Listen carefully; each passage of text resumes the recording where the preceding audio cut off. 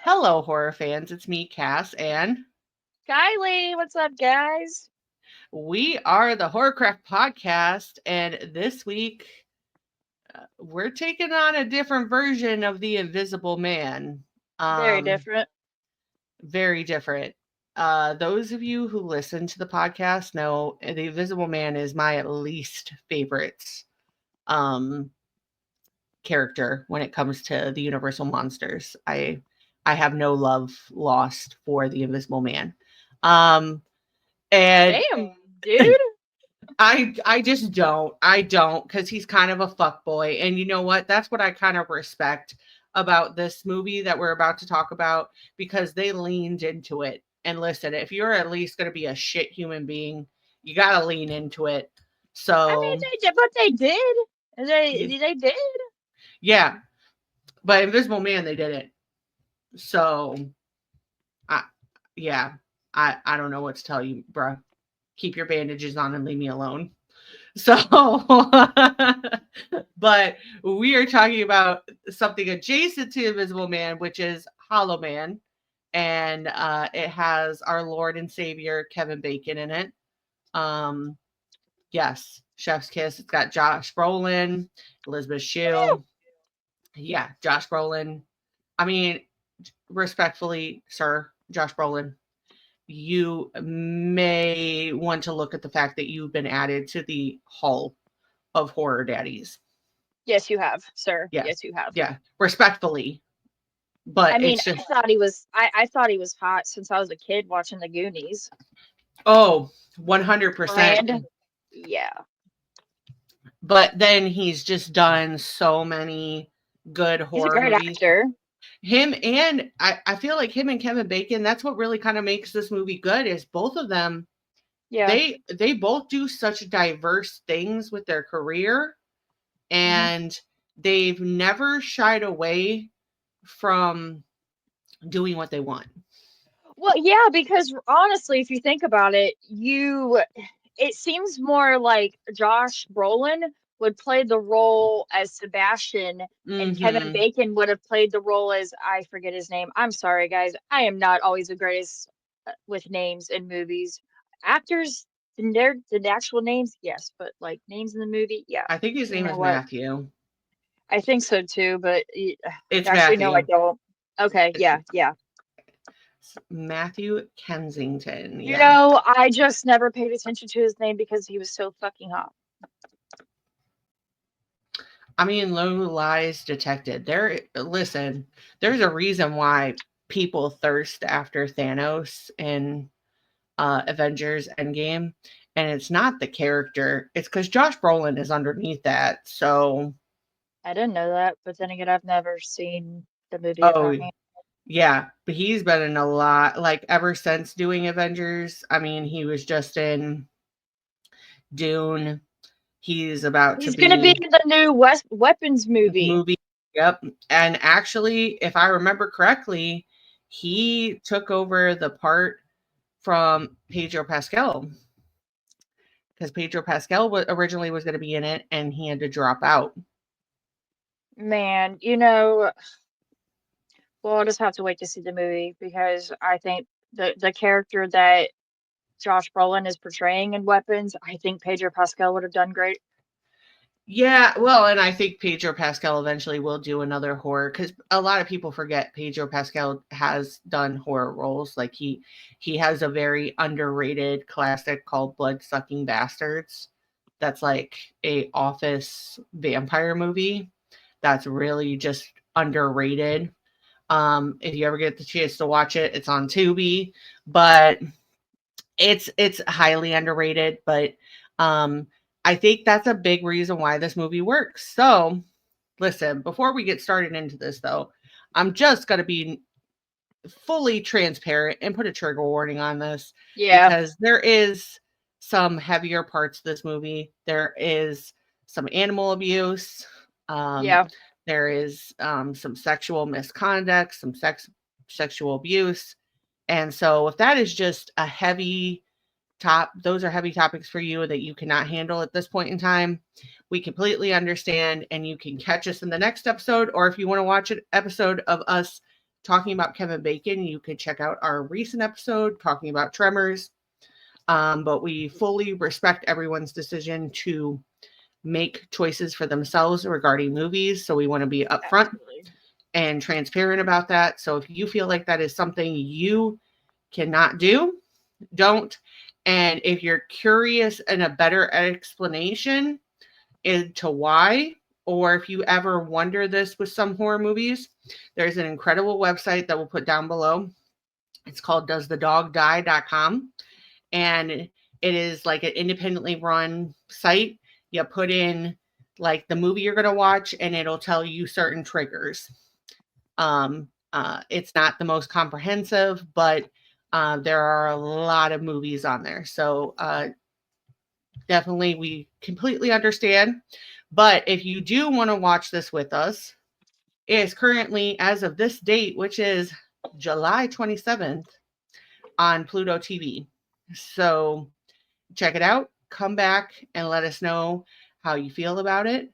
But let's go ahead and get started in the invisible world of science. Cue the music.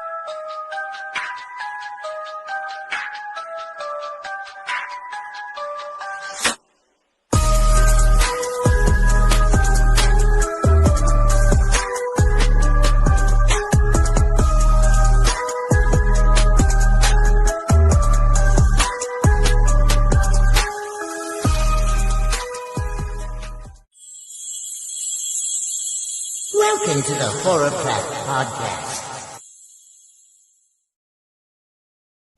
And we are back. So thank you once again, Tiki, for our wonderful intro. We love it. Yes, you will always we need to have like a cam where you see us dancing in the background. Maybe we'll add that to the Patreon one day. Yes, that is coming very soon. So we will definitely be doing that. So part of the reason that we are doing Hollow Man is we do kind of every August, we do kind of a back to school, back to screams kind of vibe for the month of August, because obviously we're both mothers. Our children are going back to school. And it's our fun little play on getting into the realm, because then after August, we get into full-fledged spooky season, which, for those of you out here that are saying it ends at Halloween, are undercorrect. You're not correct, man. It goes on until December 31st. Yeah. We go in from Halloween to Dias de los Muertos to Christmas. Yep. And then we have that brief period of fuck the pilgrims in between. Yeah. So, but that keeps our schedule going. So it's nice to have that. So this year we decided to do a different take, which is we wanted to do kind of like a throwback month. So Kylee and I are both 90s kids. And so 2000s are when we saw a lot of movies, like middle school, high school. And so we wanted to pick some movies that we felt like accurately were kind of a throwback. The 2000s, early 2000s was kind of an interesting landscape for horror. What a good one. It's a great one because it was like post-Scream. Yeah. Like, you had a lot of meta, you had people trying different things. And there are a lot of movies during that time period that got under, like, just kind of thrown back. And now, since then, people have taken a deeper look, like 13 Ghosts, Ghost Ship. My personal favorite that I will literally talk about till the day I die is Dracula 2000, obviously. I knew you were going to say that. Yeah. House of Wax, another great one that I will preach into. Wrong Turn. I love that. Yep. There's something so nostalgic about that for me. So are there any ones in particular that like reach out into your mind, Kylee?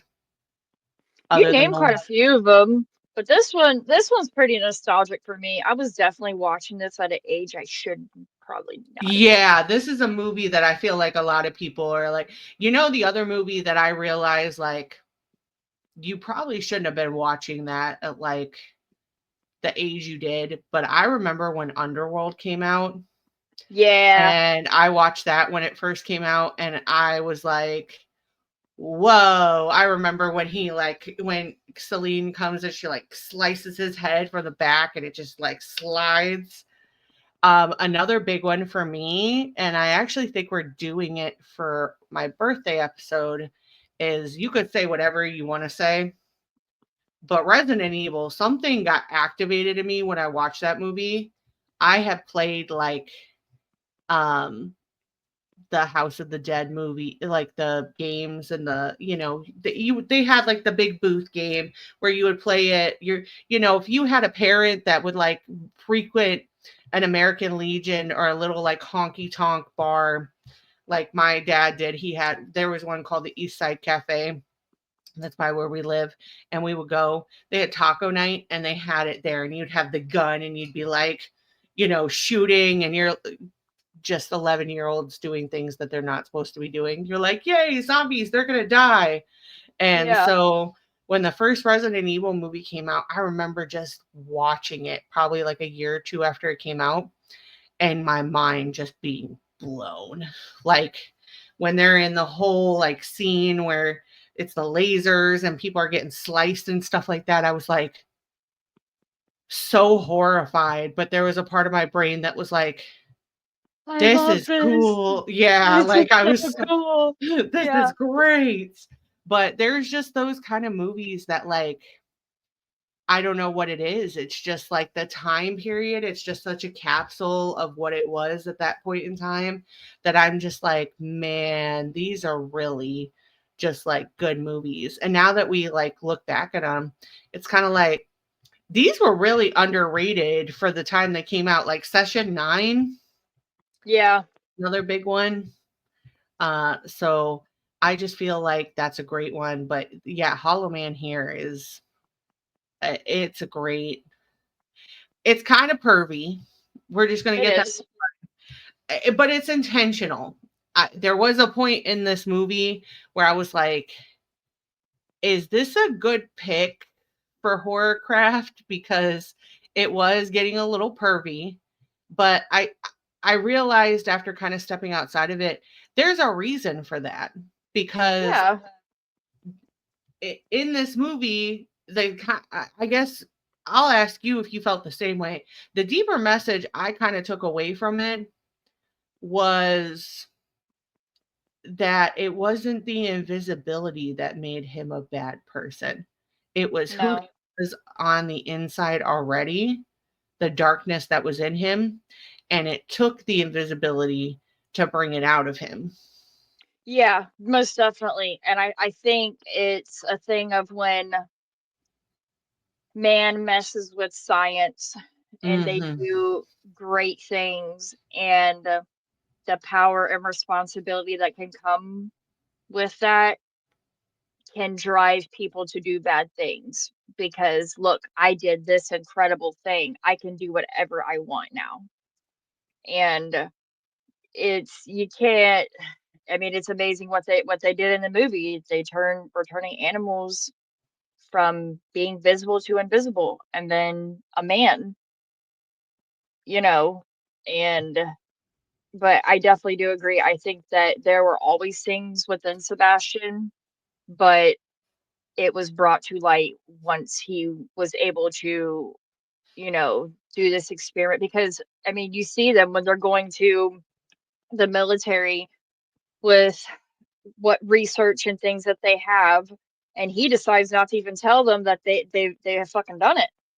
Yeah, he pulls it like completely to the behest of like his business partners, and they're kind of just like, why did you do that?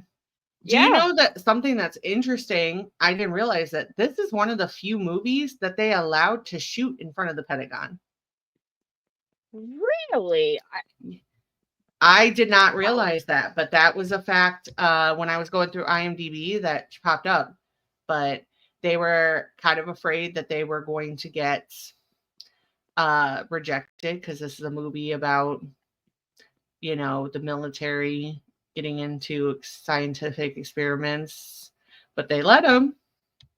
So, Well, probably because I mean this is a descent of the Universal monsters, Invisible Man. Like even I think a lot of older people who don't like horror, they like anything that has anything to do with the what was I saying? I'm sorry. the Universal Universal monsters. monsters, Yeah, yeah. yeah, Yeah, I mean, it's not really associated with it. And I will tell you, the only Invisible Man movie that I like is the current one. yeah, Um, I just because, which is why I think I respect this movie too. If you're gonna do a theme like that, where you're bringing out the worst in somebody, and you're gonna have a character that's kind of pervy, say like Sebastian, you have to play on things like that. And I will tell you, seeing the Invisible Man, that was the last movie I saw in theaters before the world shut down for COVID. And I remember just being blown away by it. And, this especially being somebody that has been affected by domestic violence, the way I felt so seen because it just so beautifully talked about the worst in someone while highlighting the best in somebody else. yeah, Because in Invisible Man, she is this woman who has just been, broken down as she keeps fighting back. And, yeah, even when you think she's descending into madness, she is so, adamant about the fact that she knows something is going on and she's right. And yeah. then she turns the tables on him. And that last like 10 minutes of Invisible Man is some of the best, because there are times where I think we get revenge confused with vengeance. Oh, most And definitely. there is such a thing as justified vengeance. And for her, she makes a decision knowing that it's not just her, it's now her and her child. Yeah. And she has to do what she feels like she needs to do to keep Well, it safe. it's just that whole mama bear instincts that come into play. Yeah, it's kind of the same thing with this too. It's, Elizabeth Shue's character, she really she kind of sees that in Sebastian, like the power hungry, the egotistical. We know that they had a relationship. We see Yeah, that, we are present with that. And it is that kind of instinct of, once she sees certain things, she's like, I have to save people. I have to do things. Like, it's that kind of instinct of, if I'm going down, you're going down with me. And I do yeah. think that that's something in this movie that I really do appreciate. So, for those of you who don't know, Invisible Man is a movie that came out in the early 2000s. Kevin Bacon, Josh Brolin, Elizabeth Shue. But it starts out with a very egotistical scientist, Sebastian, who they are um, experimenting on animals, trying to. They start out with a gorilla Yeah. when we see them, and it's taking them from invisibility to visibility. And they are successful. And then Sebastian decides that that's not enough. That even though he's successful, he wants to do it even bigger. Yeah. And he decides to experiment on himself and make himself the test subject. And so he convinces the people around it to do it, and they do it, and he gets stuck being invisible. And the longer he is invisible, the more his madness comes out, until they want to shut everything down, and Sebastian is not letting anything go. And it basically So becomes a fight to the death. And so very imaginative, not imaginary. I mean, he is kind of imaginary in this movie, but very imaginative ways of trying to like get him to be seen. I think there are some standouts in this film alone. But yeah, you do get to see his madness, and I think that is what we're talking about. He is not a good person from the beginning of this movie, and it realistically the invisibility does not make it any better. And I think it is that kind of idea of like putting the genie back in the bottle. Like sometimes be careful what you're wishing for, because like he's so excited about this, but then he's complaining about being invisible and not being able to sleep. And that was my question too. Like, would you be able to sleep with your eyelids being invisible? I imagine that would be extremely hard, and I think maybe a little bit of sleep deprivation, and it's probably like it freaks you the fuck out. You know, I think that could contribute to the evilness. Mm-hmm. You know, if you could do one thing, if you could be invisible, what would be the one thing that you would do? ooh, I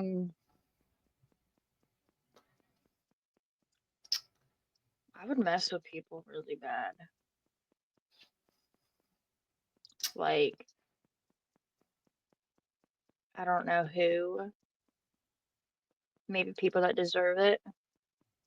I feel like I would be, yeah, I feel like I would turn into the Caped Crusader. I would turn into like Batman, and I would go online and like suspect your boyfriend is cheating.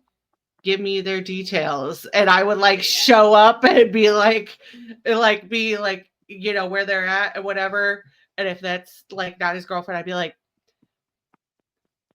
that's not your girlfriend.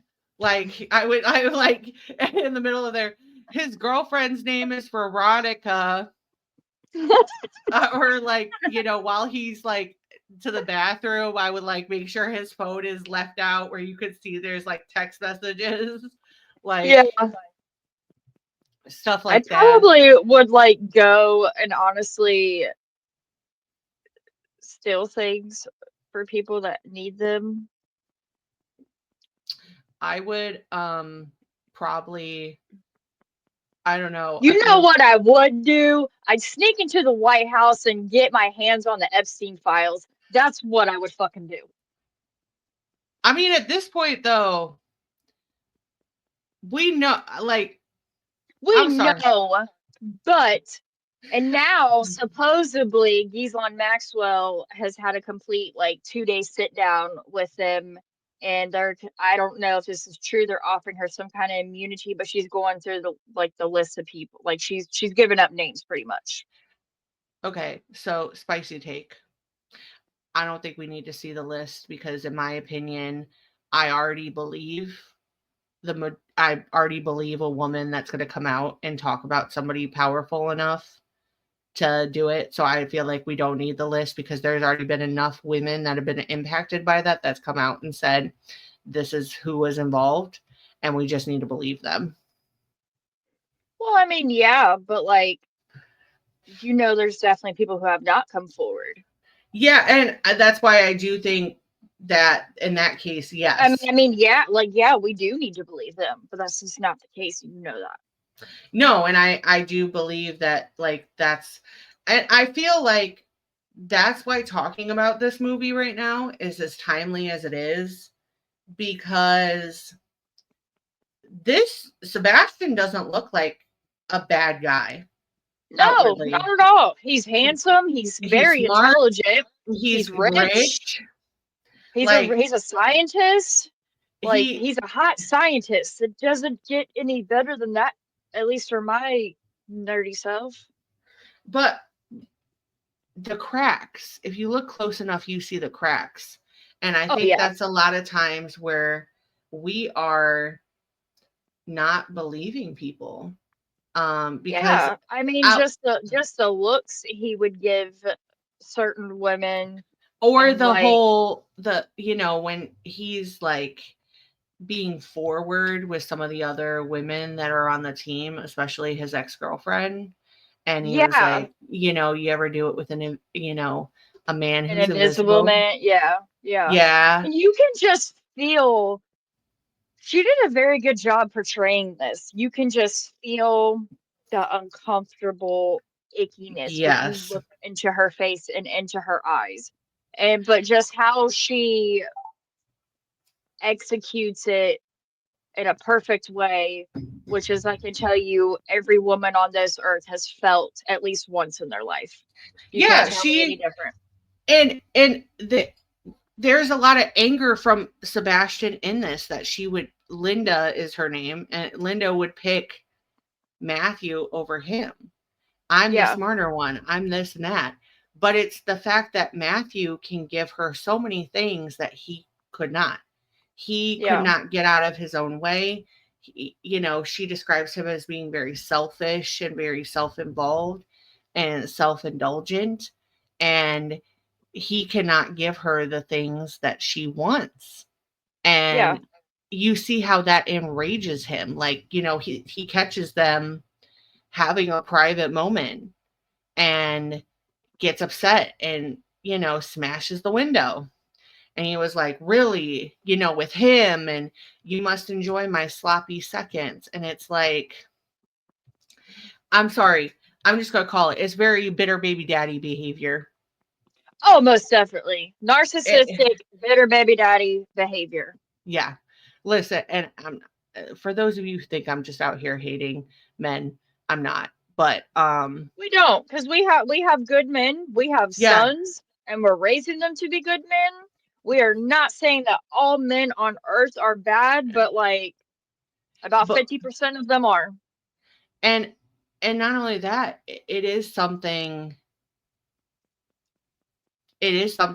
with being women that are raising men for the future that we have to be transparent about, because we set the standard for how our kids Yeah, are going to treat other women, and the yeah. buck kind of stops with us.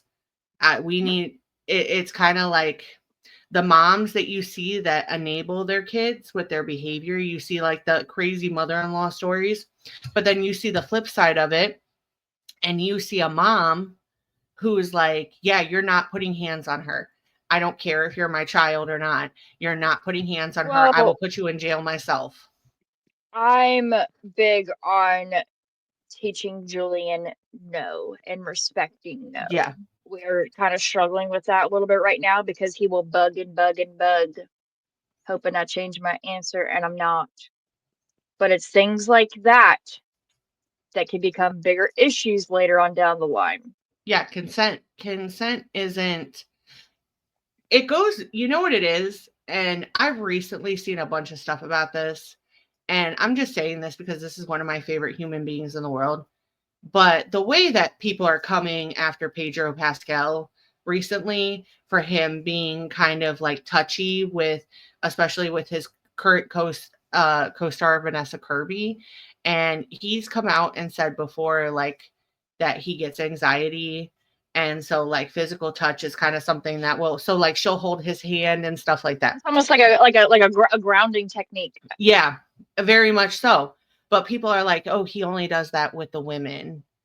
No, if you look back, like his male friendships are like that too. Like some of his best friends, he has like his best friend is Oscar Isaac, and they have a picture of them like cuddling together.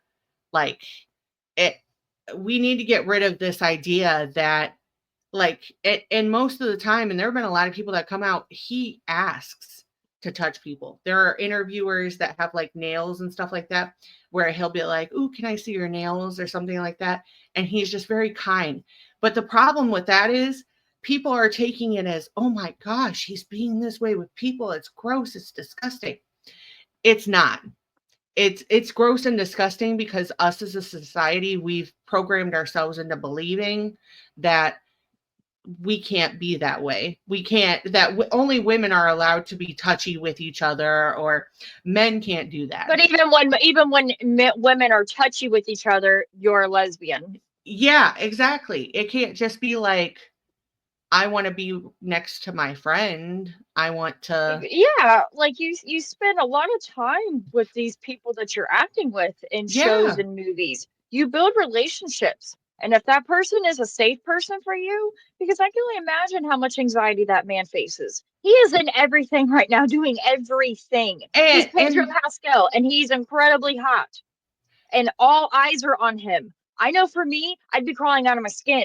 yeah, and I mean, like, you got to think about the fact that the Marvel movie that he's in is out now, but he's also shooting an Avengers movie with a bunch of other people while he's promoting other films. Like, he's filmed other movie, like, his schedule has been insane. Yeah. And so, like, and it's hard, especially when you're a Marvel character. I could only imagine the pressure that you face from Yeah. them. And I feel So like even if there was anything, it had already come out by now. And he he's just he is not like that. he's not, and I don't want to get too much off of a side tangent, but I just want to say, like, it kind of goes back to what we're saying. Invisibility is not the problem in this movie.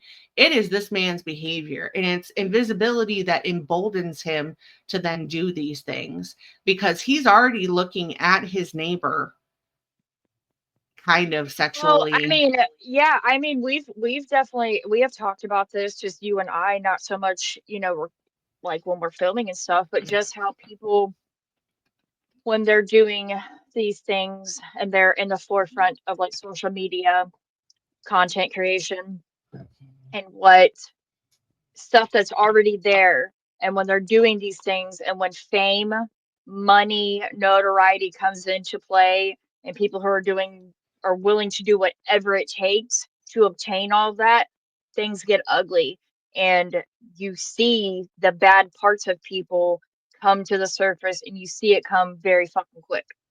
Yeah, I mean, it does, because unfortunately, you and I have even had to experience it on certain levels. And you would think Yeah. that just us being two friends that like to record, and we're not even really like, I mean, listen, we're those girls, but I mean, like, we're not like, Yeah, but I don't really see myself like that. I it, don't. I was talking to somebody earlier, I do this because I love horror. I have found an outlet that I can be myself. Um, it's helping me heal some childhood trauma. It gets me a time away from my husband and kids, and I have I've broken out of so many labels that people in society have put on me. I don't talk about it a whole lot. I'm a recovering addict. And for a long time, that was my whole identity. yeah, And it's very hard, you know, like I have like going to the doctors for me or a hospital is very difficult because when they ask were you ever addicted to drugs and alcohol, it doesn't matter honestly if you're in recovery or not. As soon as you say yes, it doesn't matter how long you have clean, you're treated a certain way. Especially down here where I'm from. It was the start of the opioid epidemic. So like it literally doesn't matter if you're a using addict or you're a recovering addict. And being a part of all of this, I don't have to be Kylie the recovering addict anymore. Like I yeah, remember when I first got clean and I went to an interview and I almost said it and I introduced myself. Hi, my name's Kylie and I'm an addict. I stopped myself, but I almost did. But it was just very ingrained in my, yeah. but I'm so much more than that. And like I don't do this for this is just talking horror with my friends. But people will take whatever little bit you can get from this. Like, I don't want to be super famous. Like, I don't want people all up in my business. I don't fucking like people. That is very on brand for Kylie. I mean, It is. I don't really like people, yeah, So I get it, because People for just get me, weird, man. People just get weird. When anything pe- of money, power, fame, they just get weird. And that is exactly what the fuck happened to Sebastian. 100%, because it's not enough for him. We see that with the gorilla. Like, Yeah. for you, what was the coolest scene? Because I will tell you one scene that I thought in my head, like, oh, yeah, that was kind of a standout already. But then when I rewatched it, I was like, damn, yeah, that's the scene that like plays the most in my head. What do you mean? Like, describe like what kind of like my favorite kind of scenes that I loved, Yeah. or like, are you talking? Well, I loved anytime they were taking like the gorilla or even Sebastian and going from Oh, the actual person. effects. Yeah, Yeah. I love that so much, and seeing that as a kid, I mean, it's just like this is fucking crazy. Like they were there, now they're invisible. And I really like that. And like, I like science. That's another thing. So I just always thought that was super cool. And when Sebastian was turning, like seeing his whole skeletal, like just going from like all the muscles and Mm-hmm. yeah, I just think that was really cool. And even at the end, like when he gets burned and it's like his muscular skeletal figure, and then watching him fall and die. Spoiler alert. I just loved it. Spoiler alert. Or just Hey, how they had to wear the glasses to be able to yeah, see anything that was invisible. it's very much Which, like Ghost Ship, or not Ghost Ship, yes, 13 Ghosts, where they yes, had to that's have the, exactly, yeah, that's yeah, exactly what I was thinking this time around. Like, this reminds me of 13 Ghosts, which it is kind of on brand for the time period of that movie coming out. yeah, it just reminded me so much of it, because like that's the other thing, that's kind of like the thing with 13 Ghosts, right? Is they can feel all of Yeah, that around them, but yeah. then putting it on and seeing that like right in your face. For me, the scene that kind of stands out the most is I love the ways that they like try to figure out how to like get him to be seen. So like with the smoke and different things. Yes, or But like when they put Sarah, that's my other favorite part, when they were putting the stuff to make the mask on him. yeah, Just, I don't know. What's the word? It it just scratched can't an be, itch. it scratched an itch. I don't know. Maybe it's like a sensory thing for me. I don't know, but I just thought like that is so fucking cool. Yeah, I loved that part, but the thing that got me too, and it makes me so sad when she dies, but Sarah, when she is like she runs and she's like, I have to get this blood to save this person, and then she knows that he, Yes. and then she rips it open and she just throws it. I was like, it makes me so sad that like she died, like, because I really would have loved to see her make it out, because she was fighting, like she Yeah. was putting Yeah. up a fight to the bitter Yeah. end. And That but was one of my favorite parts as well. I just thought it's just so cool. yeah, because she just like, a lot of people in that situation, they might have tensed up, but her, she was just like, no, fuck. And she just rips it open and starts, and she was like, Well, if you think about it, the whole ending of this movie and why Matthew and Linda were saved is because of fucking science. mm-hmm. Like, to be Yeah, honest, if anybody could make it out of a horror movie, really, it's a scientist. yeah, because they, he leaves Linda and Matthew in the freezer with Sarah's body, and Sarah figures out how to use the magnet to pull the door. She pulls Matthew out, she gets a fire started and then she goes after him. And it's because of that, then Matthew can come back and save her. And I mean, like, and she duct taped that man. Like, she wasn't even playing around. She Yep. was like, "You're about to Yep. bleed to death." Okay, like they were A MacGyvering. scientist, yeah, a scientist is gonna figure it out and they're gonna rig some shit up. Oh, And I 100%.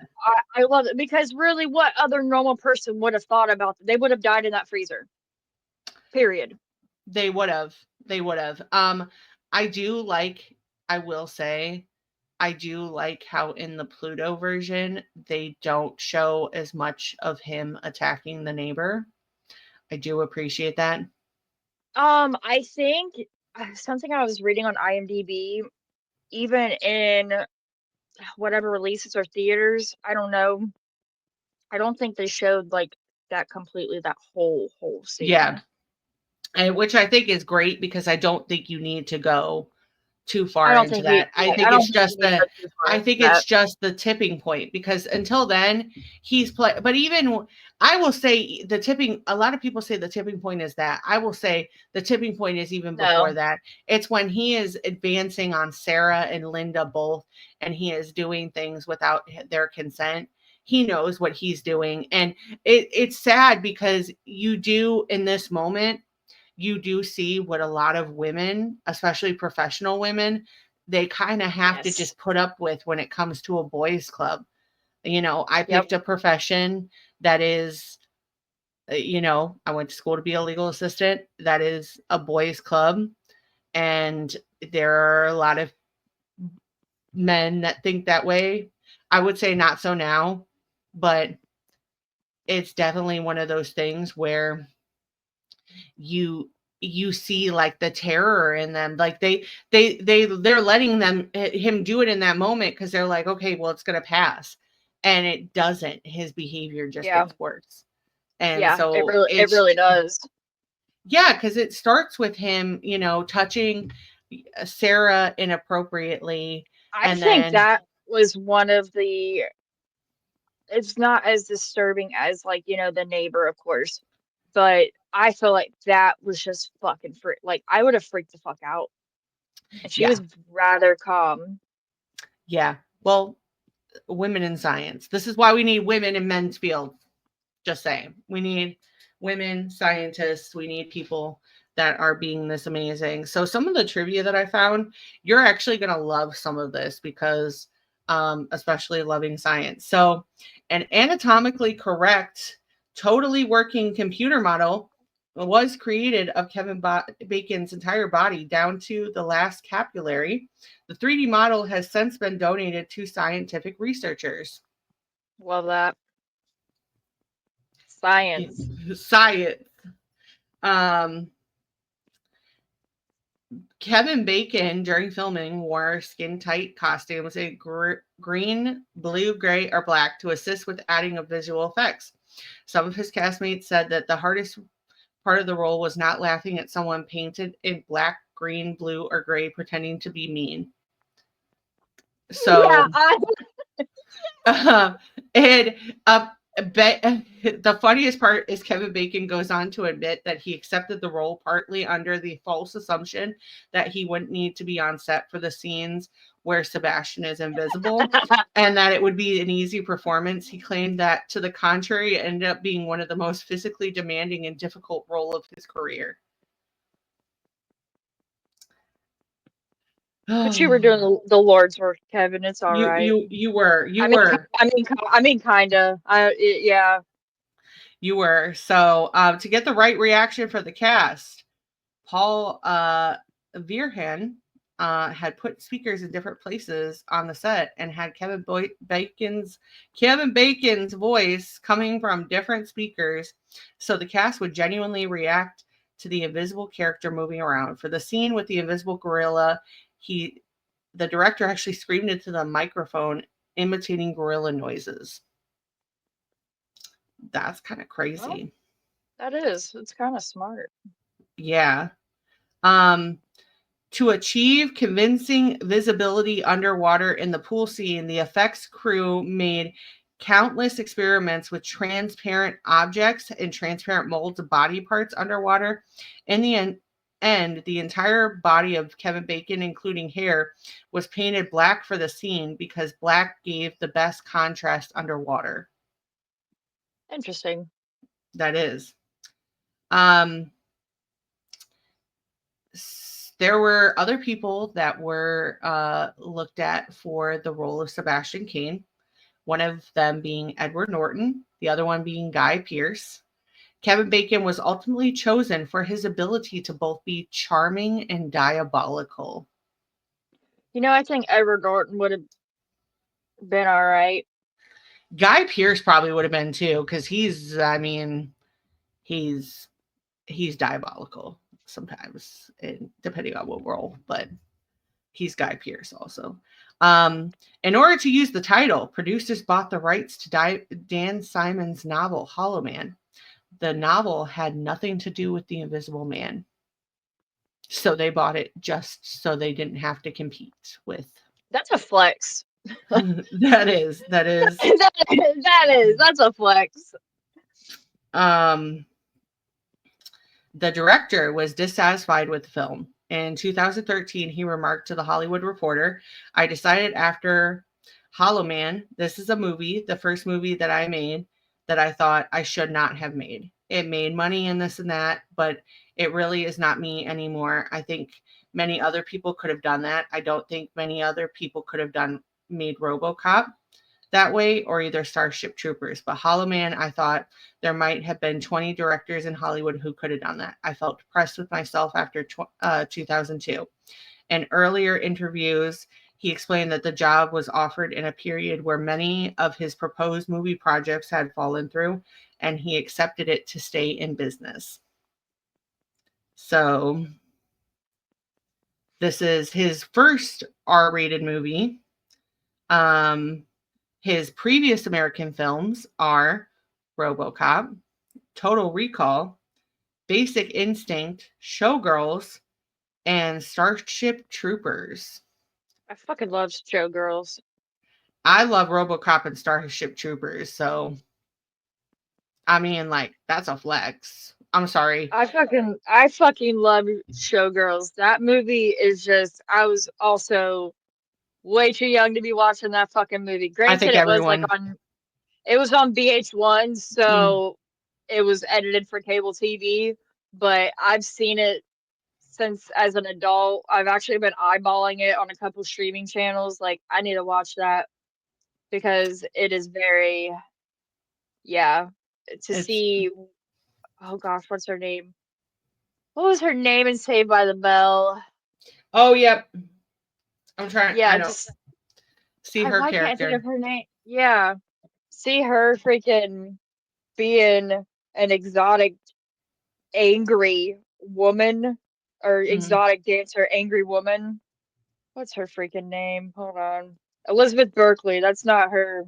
The name in Saved by the Bell. I know. I remember her last name was Spano. So the film was actually nominated for the Oscar for Best Visual Performance Effects, along with Gladiator and The Perfect Storm. It lost to The Perfect Storm. I mean, what would you expect? That's a great but fucking sad movie. I mean, Gladiator, that's a crazy category to be put in. You have Hollow Man with Gladiator and Perfect Storm. Like, I don't know what to tell you, bro. Yeah, that's crazy. Kevin Bacon wanted the role of Sebastian Cain badly because he wanted to portray an invisible man whose own morality decreases. I mean, he didn't have much to begin with. Not Kevin Bacon, but Sebastian. Yeah. Elizabeth Shue categorized the film as a story of the dark, seductive nature of evil, and also pointed out its voyeuristic qualities. Very true. I think anybody who likes the voyeurism stuff is just fucking weird. Like, right now, I'm watching Dexter Resurrection, and the character Leon Prater, he likes, let's just say, in a way, he's a voyeur. Is that the correct terms I'm using? I'm not sure, but that's and it's just kind of scary. Not sexually, at least that hasn't come to play yet, but yeah.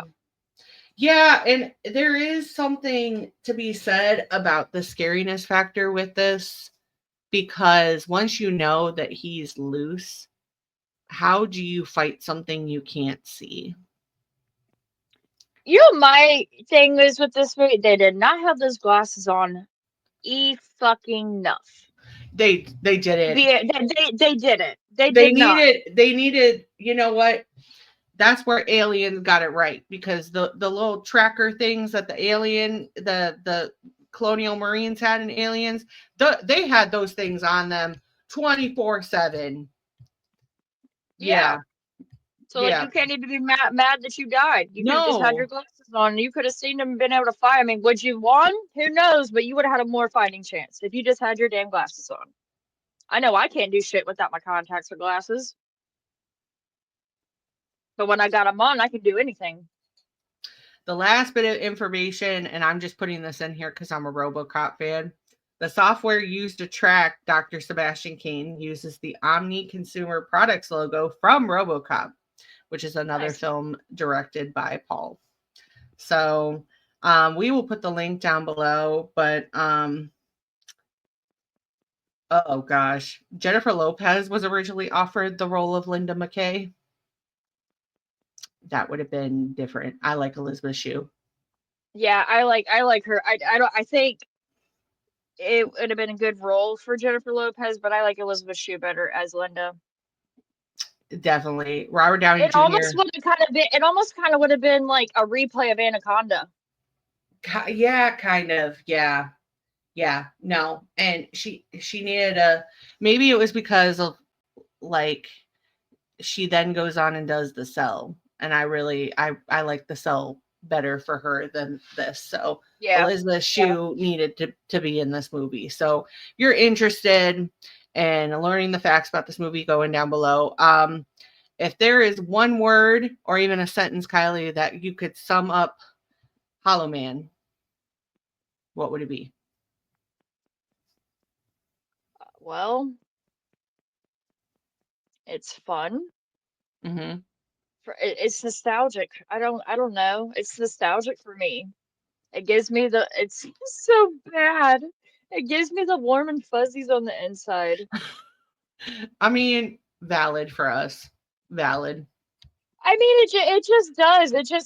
This movie. I watched this movie during a time, and I talked about this in the Freddy vs. Jason episode of when I was really getting into horror Mm-hmm. and just on that, you know, like adventure of just watching anything I could get my hands on. And the feelings that I would get from watching certain things for the first time. So it just, yeah, it gives me the warm and fuzzy feelings on the inside with my black cold heart. Yeah, I mean, listen, I just said Wrong Turn was a nostalgic movie and a movie that made me feel warm and fuzzy in the beginning. So, cannibalism. We don't condone No, what Sebastian did or what no, those no. inbred people in West Virginia did a wrong turn. Okay? It's just the, we just love horror movies. We're just two people who love horror movies. And But yeah, but we're willing and quick to call out the bad shit and themes that are in these movies. yes, very, very true. I would say my one thing for take away from this movie is darkness isn't always as apparent on the outside as it is in the inside. Yeah. So You shouldn't always trust the outward appearance yep, with anybody. just because somebody looks like they are a good, well-to-do person doesn't mean that they are. So definitely, just watch out. So Yeah, money, intelligence, fame, notoriety doesn't make you a good person. yeah, Every time. It's what's on the inside. So that's why Matthew got the girl. That's exactly why you got the fucking girl. So that's why they made it out too.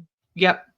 They probably went off and, had little science babies. Little science babies. They're probably in college now. They might even have a couple grandkids. Probably. So but we'll go ahead and roll into what is on our mind this week. So Kylie, do you want to go first or do you want me to go first? You go first because I just don't know. Okay. Kylie gave me this amazing The Vampire Lestat shirt. Oh! Yeah, you go ahead. Yeah, you go ahead. She gave this to me when we saw each other at Johnny and Friends, and I've been in love with it. It has been my gym shirt. But we are officially no longer interviewing.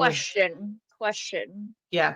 When you go to the gym and put it on, do you say t-shirt time?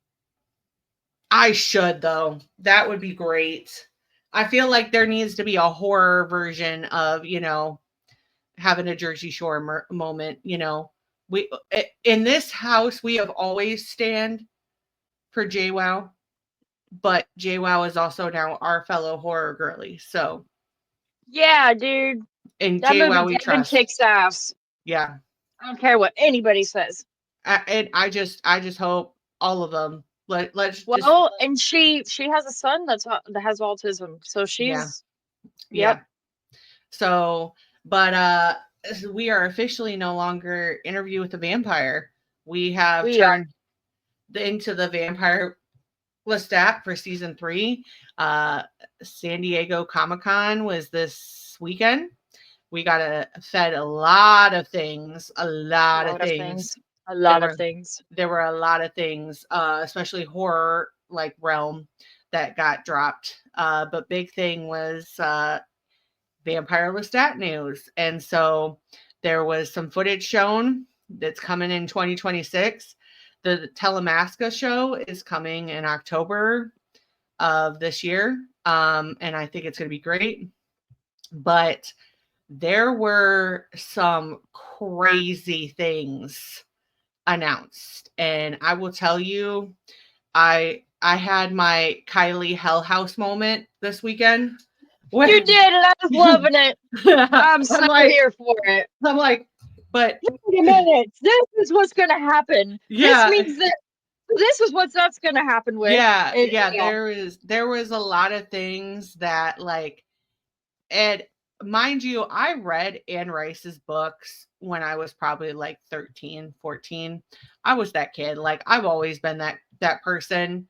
Like I have always been down for the vampire cause from the very beginning, down from the horror cause from the very beginning. I've been that person. So there were some things I even had to fact check because 13-year-old me does not have, I don't have the memory of 13-year-old me for 35-year-old me now, almost 35-year-old. But there are some crazy things coming.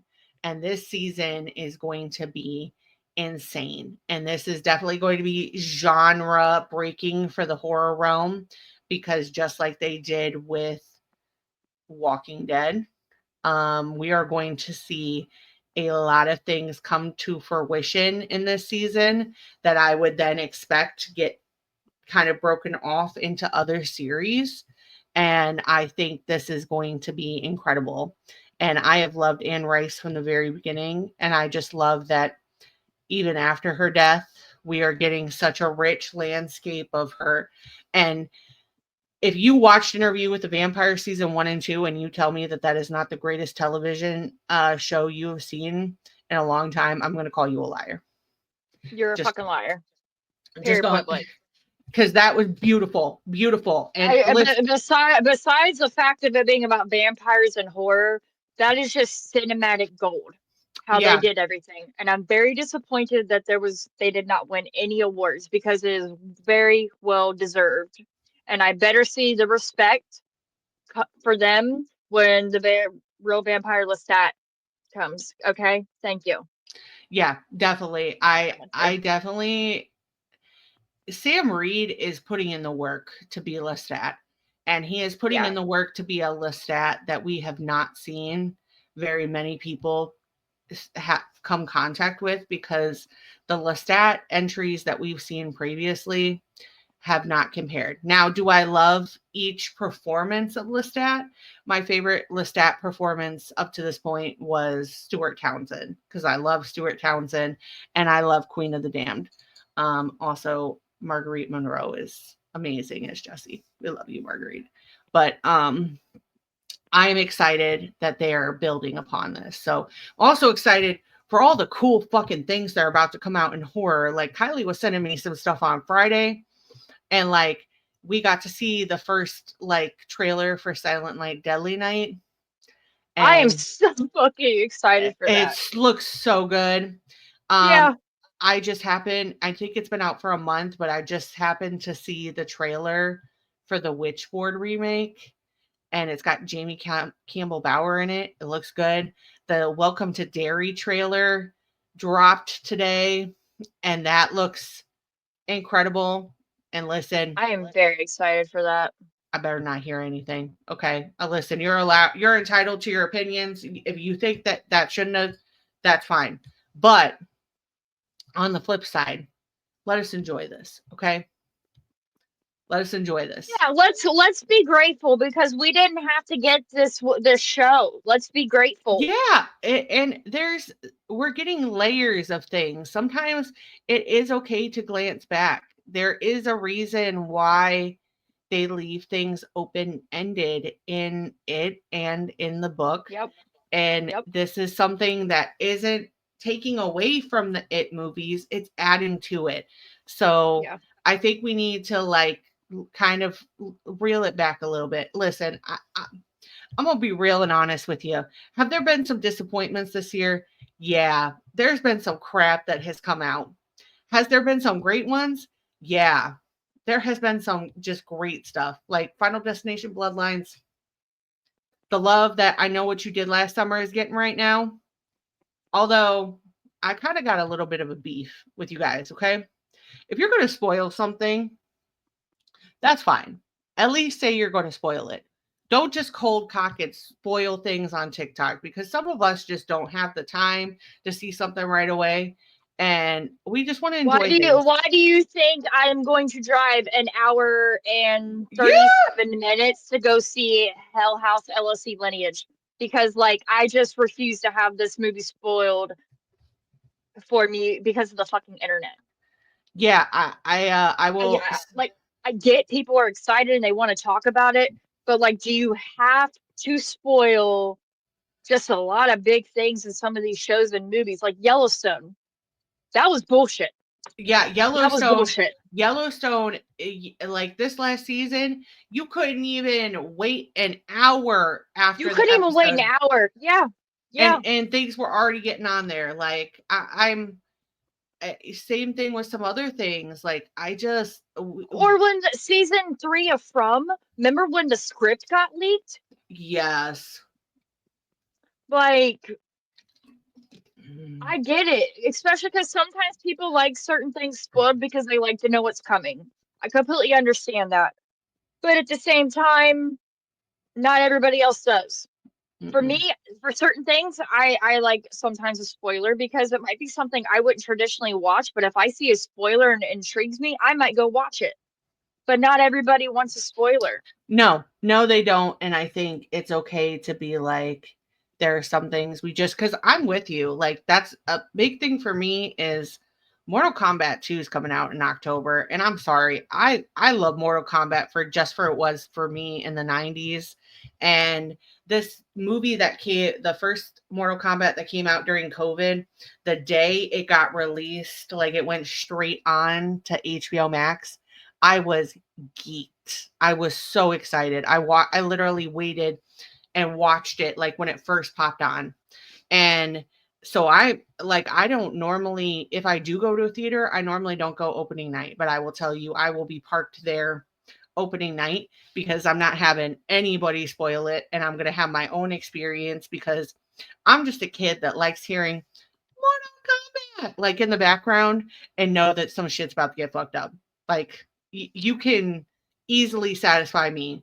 And Carl Urban, like, come on. I'm not new to the Carl Urban fandom, okay?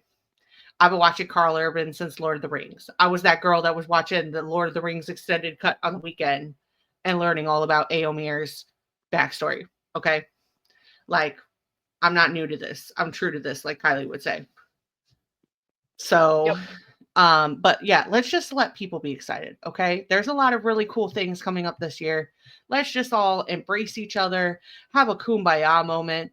Horror is just getting a little out of whack. And listen, if you need something fun to watch that fucking reel of Art the Clown and Sienna from GalaxyCon ripping the Coldplay moment. That was the greatest thing that's hit the internet this weekend. That was great.